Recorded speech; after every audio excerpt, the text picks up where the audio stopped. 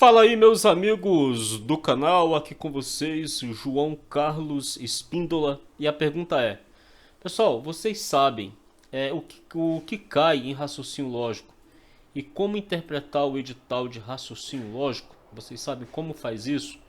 Porque veja, se a gente olhar aqui o conteúdo programático de raciocínio lógico, ele é bem assim. Deixa eu pegar aqui raciocínio lógico e vou ler para vocês. Olha só, raciocínio lógico, tá aqui o conteúdo.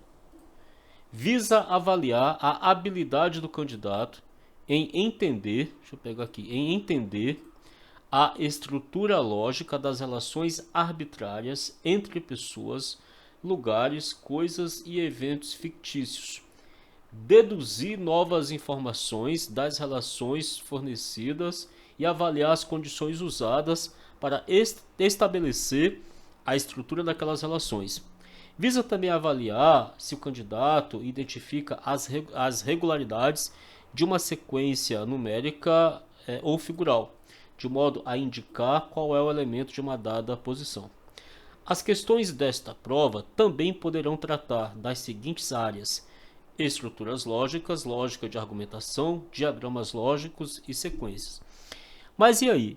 Isso aqui é meio cabuloso, não é? Porque fica assim, caramba, mas o que eu vou estudar exatamente? Porque sequências, fica claro, né? Que tem que estudar sequência numérica e ou sequência figural. O que eu fiz, pessoal? Eu coloquei aqui em um PDF, estava até aqui o PDF. Eu coloquei nesse PDF aqui, deixa eu pegar ele aqui para mostrar para vocês, ó, os assuntos que caem no TJ São Paulo.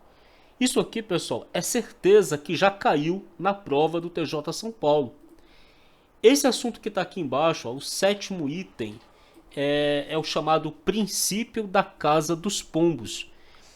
Alguns professores, alguns livros também de raciocínio lógico, chamam isso aqui de princípio das gavetas, ou método das gavetas. E tem professores também que chamam de método do azarão. Você pode, ou método do azarado. Pode pesquisar aí que você vai encontrar. Caiu uma questão disso aqui na prova do TJ São Paulo 2021. Foi a última questão de raciocínio lógico, pelo menos da minha prova, do meu caderno de provas, porque o caderno de provas muda. O caderno de provas, as questões mudam. Não é exatamente o mesmo local da questão. Por exemplo, a alternativa A certa na minha questão pode ser a alternativa B certa na outra prova. A alternativa C certa numa questão de um determinado tipo de caderno pode ser a letra D na outra, para evitar de uma pessoa colar do outro, né? Vamos supor, o cara tá ali atrás, vê o outro marcando a resposta, para evitar essas coisas. Beleza. Mas o que eu quero falar é que foi a última questão do caderno de provas que eu fiz a prova em 2021, foi uma questão sobre princípio da casa dos pombos, que você tem ali uma gaveta com umas meias dentro e você vai tirando as meias até acertar ali quais as cores da meia. Eu coloquei aqui para vocês o edital interpretado, por exemplo, o que isso ali significa, porque lendo desse jeito aqui, o que eu vou estudar? O que é entender a estrutura lógica das relações arbitrárias entre pessoas, lugares, coisas e eventos fictícios e deduzir novas informações das relações fornecidas e avaliar as condições usadas para estabelecer a estrutura daquelas relações. O que é isso? Então, nesse tópico aqui, olha, aqui você tem equivalências e negações, que são as proposições lógicas e suas estruturas, e aqui já inclui também os conectivos lógicos, o se então, o e, o ou, né, o se somente se, o ou. E aí dentro dessas estruturas lógicas tem equivalências e negações lógicas. Mas você pode anotar aí também tautologia, contradição, contingência, pode anotar também que cai. E são assuntos que estão dentro de proposições lógicas. Quando você estudar proposições lógicas e seus conectivos, equivalências lógicas e negações, fica tranquilo que no seu conteúdo já vai ter contradição, contingência e tautologia. Já vai ter, tá bom? Lógica de argumentação, que são os argumentos lógicos, é um assunto muito importante, e dentro aqui de lógica de argumentação, eu vou destacar dois assuntos que a VUNESP já cobrou na prova do TJ São Paulo.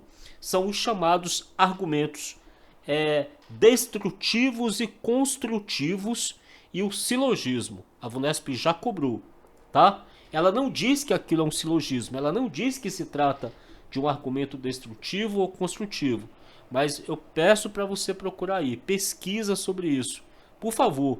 Silogismo e argumento destrutivo e destrutivo, tá bom? Diagramas lógicos e conjuntos, sabe?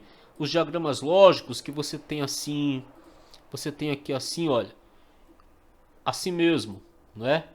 Aí você tem aqui A, B e C, ou a letra que você quiser dar, cobra também. E dentro de lógica de argumentação, cobra diagramas lógicos. Dentro dos próprios argumentos, cobra diagramas lógicos. Por exemplo, quando fala que todo A é B,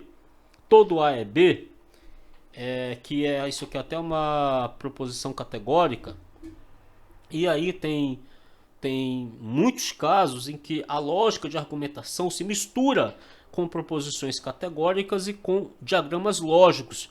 Mas se você estudar daqui para frente, você vai entender isso aqui.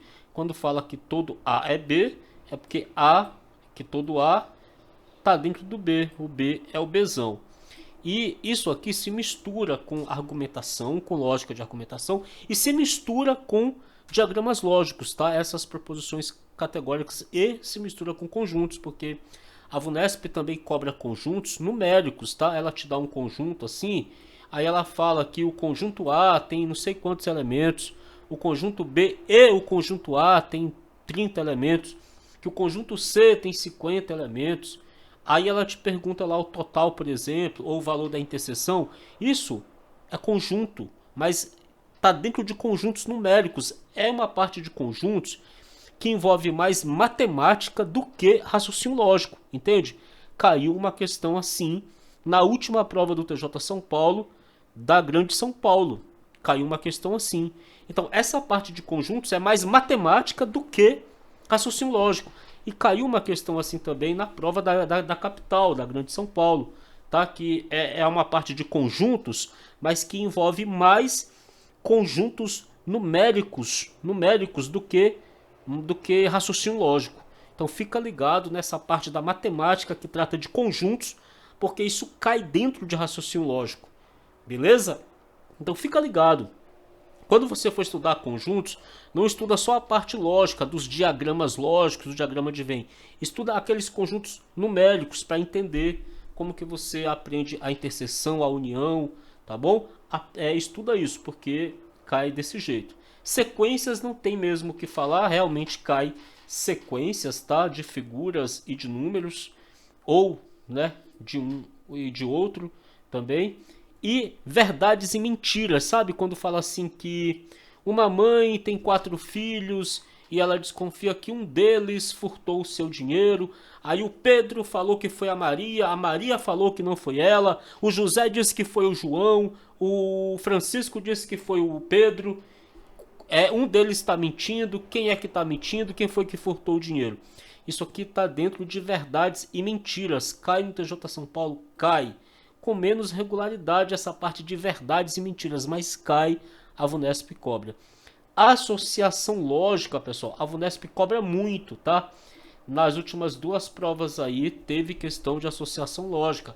A associação lógica é assim, ele fala que o João é arquiteto, o Pedro é engenheiro, o Francisco é advogado, um tem 40 anos, o outro tem 55, o outro tem 37, não necessariamente nessa ordem. O outro mora no bairro fulano, no bairro A, o outro mora no bairro B, o outro mora no bairro C, não necessariamente nessa ordem, e geralmente nessas questões de associação lógica, ele traz as alternativas usando aqui, olha, os conectivos lógicos. Então ele pode te dizer assim: João é advogado e Pedro mora no bairro A, Francisco é arquiteto e José mora no bairro C.